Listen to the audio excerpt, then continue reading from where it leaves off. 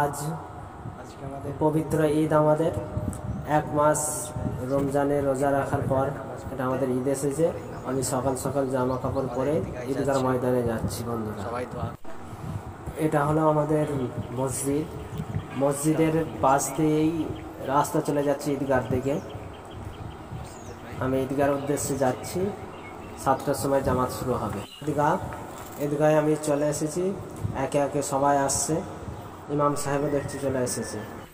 যে জামাত ঈদের নামাজ শেষ হলো, সবাই একে অপরের সঙ্গে গলা মেলানোর জন্য প্রস্তুতি নিচ্ছে। সবাই ঈদের আনন্দ ভাগ করে নিচ্ছে একে অপরের সঙ্গে। সবাই গলায় গলা মিলছে, ভ্রাতৃত্বের বন্ধনে আবদ্ধ হচ্ছে। আমিও বন্ধুদের সঙ্গে গলা মিলে নিচ্ছি বন্ধুরা। সবাই মিলে ঈদের নামাজের পর একসঙ্গে হয়ে কিছু ফটো তুললাম, স্মৃতি হিসাবে এগুলো রয়ে যাবে।